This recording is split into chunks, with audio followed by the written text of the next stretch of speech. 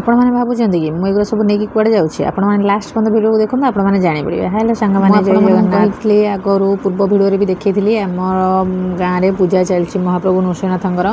ତ ଆଜି ହେଉଛି ଲାଷ୍ଟ ସପ୍ତମ ଦିନ ବା ଆଜି କଳସ ପୂଜା ସରିଯିବ। ତାପରେ ଠାକୁରଙ୍କର ଭସାଣି ଯାତ୍ରା ଆରମ୍ଭ ହୋଇଯିବ, ଠାକୁର ବିଦାୟ ନେଇଯିବେ। ତ ଆଜି ମୋ ନନାର ଜନ୍ମଦିନ ବି ଥିଲା। ତ ଜନ୍ମଦିନ ପଡ଼ିଛି ସପ୍ତମ ଦିନରେ, ଆମର ପୂଜା ଭିତରେ ହିଁ ମୋ ନନାର ଜନ୍ମଦିନ ପଡ଼େ। ତ ମୁଁ ସେ ଭାରଟା ଟେକି ପାରିଲିନି, ବାବାଙ୍କୁ ଦେଇଦେଲି। ମୁଁ ବାପା ତୁମେ ନେଇକିନା ଯାଅ। ବାପା ଆଗରେ ନେଇକି ପଳେଇଲେ, ଆଉ ଝିଅ ବି ଭୋଗ ଧରିକିନା ପଳେଇ ଆସିଲା। ଆମେ ଆସି ଜଲ୍ଦି ଜଲ୍ଦି ପହଞ୍ଚିଗଲୁ ଠାକୁରଙ୍କ ପାଖରେ। ଆଉ ନନା ମାଳଟି ଜଲ୍ଦି ଜଲ୍ଦି ବାହାର କରିକି ଠାକୁରଙ୍କୁ ଲଗାଇବା ପାଇଁ ବାହାର କରିଦେଲେ। ଦେଖନ୍ତୁ, ଆପଣ ଦେଖିକି ଜାଣିପାରୁଛନ୍ତି? ଯଦି ଜାଣିପାରୁଛନ୍ତି ମୋତେ କମେଣ୍ଟ ମାଧ୍ୟମରେ ଟିକେ ଜଣାଇବେ ଏଇଟା କ'ଣ କି ମାଳ। ଆକ୍ଚୁଆଲି ଏଇଟା ହେଉଛି ତୁଳସୀ ମାଳ। ନନା ଜନ୍ମଦିନରେ ପ୍ରତିବର୍ଷ ଆମର ମହାପ୍ରଭୁଙ୍କୁ ଚଢ଼ାଯାଏ, ତୁଳସୀ ବେଶ କରାଯାଏ। ତ ଦେଖନ୍ତୁ କେଡ଼େ ସୁନ୍ଦର ଦେଖାଯାଉଛନ୍ତି। ଆଗରୁ ପଦ୍ମ ବେଶ ହେଉଥିଲା, ତାପରେ ତୁଳସୀ ବେଶ ଦେଲା ଦିନଠୁ ଆମକୁ ବଢ଼ିଆ ଲାଗେ।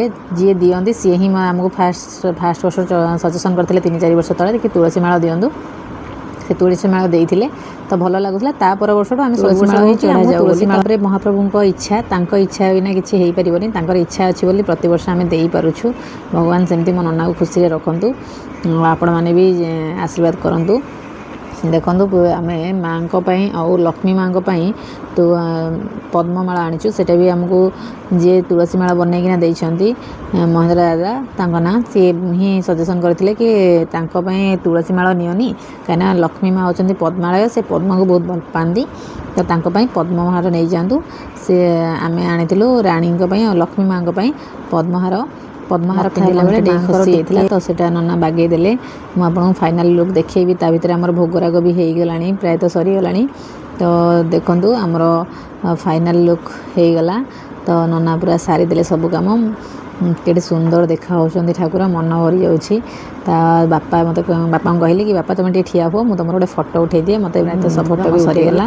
ଆଉ ମହାପ୍ରଭୁଙ୍କୁ ଛାଡ଼ିକି ଯିବାକୁ ତ ଇଚ୍ଛା ହେଉନି, ବହୁତ ବଢ଼ିଆ ଲାଗୁଛନ୍ତି ଦେଖିଲା ବେଳକୁ। ଆଉ ଆମର କାମ ସରିଗଲା, ଆମେ ଏବେ ଘରକୁ ଯାଉଛୁ। ଆପଣମାନଙ୍କୁ ମୋ ଭିଡ଼ିଓଟି କେମିତି ଲାଗିଲା ମୋତେ କମେଣ୍ଟ ମାଧ୍ୟମରେ ଜଣାଇବେ। କମେଣ୍ଟରେ ମୋ ଜୟ ନୃସିଂହ ମହାଦେବ ଲେଖିବେ। ରହୁଛି, ଜୟ ଜଗନ୍ନାଥ। ଆପଣମାନଙ୍କ ସହ ଦେଖା ହେବ ନେକ୍ସଟ ବ୍ଲଗ୍।